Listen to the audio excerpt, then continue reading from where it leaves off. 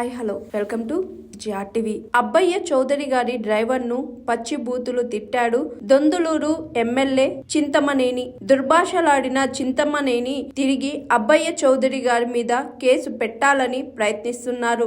DGP గారికి ఈ అన్యాయాలపై representation ఇవ్వాలనుకున్నాం. DGP కలవకపోగా office వారు కూడా రిప్రజెంటేషన్ తీసుకోవడానికి నిరాకరిస్తున్నారు. ఫిర్యాదు తీసుకోవడానికి కూడా అధికారులకు బద్ధకం అయితే ఎలా అని గుంటూరు జిల్లా వైఎస్ఆర్సీపీ అధ్యక్షులు అంబటి రాంబాబు అన్నారు. అబ్బాయి చౌదరి గారు కారు డ్రైవర్ని తిట్టాడు. అబ్బాయి చౌదరి మీద ఇష్టం వచ్చినట్టు మాట్లాడి ఆయన మీద కేసు పెట్టే ప్రయత్నం చేస్తున్నారు. ఇది అన్యాయం డీజీపీ గారు అని రెండవ రిప్రజెంటేషన్ ఇవ్వాలని మేము ప్రయత్నం చేశాం. ఇందాక నేను ఎక్కడో మా చింతమనేని ప్రభాకర్ గారు శాసనసభ్యులు వారిని చూస్తున్నా. అసలు నేను అలా తిట్టడానికి గల కారణం ఏంటో తెలుసా, నాకంత ఆవేశం తీసుకురావడానికి కారణం ఏంటో తెలుసా అని చెప్తున్నాడు ఆయన.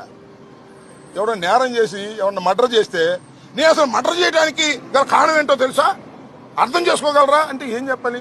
నేరం చేశాడు, ఇష్టం వచ్చినట్టు తిట్టాడు, అన్యాయంగా అక్రమంగా ప్రవర్తన చేశాడు. కారు అడ్డం పెట్టినందుకేనంట.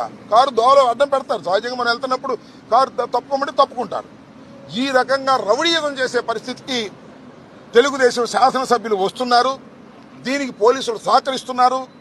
అలా సహకరించడం తప్పు అని చెప్పేందుకు మేము డీజీపీ గారిని వాళ్ళు కలవాలనుకున్నాం మేమందరం.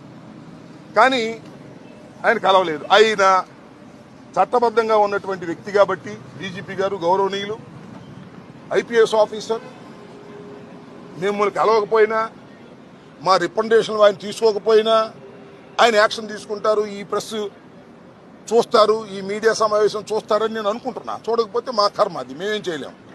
ఇక్కడ జరిగిన ఇంకొక విషయాన్ని కూడా చెప్పాలా. ఇవాళ మేము అప్పిరెడ్డి గారు మేమందరం కలిసి డీజీపీ గారిని కలవాలనుకున్నాం. డీజీపీ గారిని కలవాలనుకుని డీజీపీ గారి దగ్గర పిఎస్ గానో పిఏ గానో పనిచేస్తున్న గోవిందరావు గారికి ఫోన్ చేశాం. ఫోన్ చేస్తే ఇందాక నేను చెప్పినట్టుగా 4:35కి లోపు మీరు వస్తే ఆయన కలుస్తారు అన్నాం. మేము 4:30కి వచ్చి కూర్చున్నాం. పైన డీజీపీ గారు ఉన్నారు. అరగంట కూర్చున్న తర్వాత డీజీపీ గారు వెళ్ళిపోయారని చెప్పారు. వెళ్ళిపోయారు. సరే వెళ్ళిపోతే మేము ఏం చేయాలి? ఈ రిప్రజెంటేషన్ ఎవరికైనా ఇస్తామా అంటే ఎవరు తీసుకోలేదే, ఎవరు తీసుకోమన్నారు. నేను డీజీపీ గారు వెళ్ళిపోతే మేము ముందు అడిగి అపాయింట్మెంట్ తీసుకుని డీజీపీ గారి దగ్గరికి మేము వచ్చాం కదా.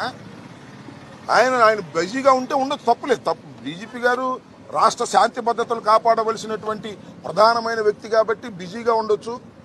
మా బోటి వాళ్ళని, అపోజిషన్లో ఉన్న వాళ్ళని, మంత్రులుగా ఊడిపోయిన వాళ్ళని, ఎమ్మెల్యేలుగా ఊడిపోయిన వాళ్ళని కలవలేకపోవచ్చు. ఆయన అంత బిజీగా ఉంటే కలవకపోతే నా ఇన్ఫీరియర్ ఆఫీసర్ ఇంకో ఆఫీసర్కి ఇవ్వండి అని ఎండార్స్ చేయాలి కదా గౌరవంగా ప్రజాస్వామ్యంలో. అది కూడా లేదు. ఎవరైతే తీసుకుంటారంటే ఎవరు తీసుకోరన్నారు. చివరికి గోడకు అంటి చూద్దాం, ఇక్కడ అంటించడానికి వెళ్ళేదన్నారు. What is this?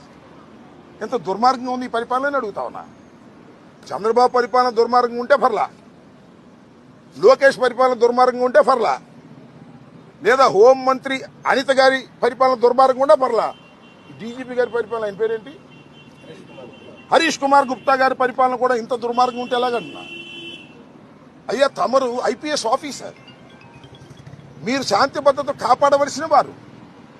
రేపు ఏదైనా కోర్టులో అడిగితే మీరు సమాధానం చెప్పాలి. అనిత గారు సమాధానం చెప్పరు, లేదు లోకేష్ గారు వచ్చి సమాధానం చెప్పరు, ముఖ్యమంత్రి గారు సమాధానం చెప్పరు, హరీష్ గుప్తా గారు వచ్చి సమాధానం చెప్పాలి. ఇది మోస్ట్ సీనియర్ ఆఫీసర్. గౌరవం లేకపోతే ఎలాగూ? మీరు ఈ రిప్రజెంటేషన్ తీసుకుని చిత్తుబుట్లో బారేస్తారో, మీరు పెట్టుకుని దాన్ని చదువుకుని ధర్మాలు ఆలోచిస్తారో వేరే అంశం. కనీసం తీసుకోవడానికి కూడా అంత బద్ధకం అయితే ఎలాగూ? తీసుకోవడానికి మీరు బిజీగా ఉంటే మీ దగ్గర ఉన్న ఆఫీసర్ని అపాయింట్ చేయడానికి ఏంటి ఇబ్బంది? ఎందుకు మమ్మల్ని మీరు అవమానిస్తున్నారు? ప్రజాస్వామ్యంలో ఇది ధర్మమా, న్యాయమా? ఆలోచించబోయి మనం చేస్తున్నాం. కాబట్టి ఇలాంటి దుర్మార్గమైనటువంటి పరిపాలన పోలీస్ యంత్రాంగం చేయటం చాలా బాధాకరం. ఇవాళ కూడా నేను మనవి చేస్తున్న హరీష్ గుప్తా గారిని, the senior most IPS officer, DGP, ఇప్పటికైనా ఈ రికమెండేషన్లు మీరు ఎవరైనా పంపించి తీసుకోండి, లేకపోతే మళ్ళా వచ్చి ఇవ్వమంటే మళ్ళీ ఇస్తాం. Take immediate action. ఇవాళ వంశీని ఉదయం 6 గంటలకు అరెస్ట్ చేసి ఇవాళ రాత్రి లోపల మీరు వితిన్ 24 అవర్స్ లోపల మీరు హాజరుపరచాలి. హాజరుపరచకపోతే అది మీరు చట్ట వ్యతిరేకమైన కార్యకలాపాల కిందకు వస్తుంది. అసలు ఫాల్స్ కేసులు పెట్టి మీరు చంద్రబాబు నాయుడు లోకేష్ గారు చెప్పినట్టుగా ప్రవర్తించడం పోలీసు యంత్రాంగానికి సరైనటువంటి విధానం కాదు అని చెప్పి వెళదామని వచ్చాం. Hi, this is Swathi. Like చేయండి, షేర్ చేయండి, కమెంట్ చేయండి అండ్ సబ్స్క్రైబ్ చేయండి GRTV. Hi, this is Monica. Please like, share and subscribe GRTV.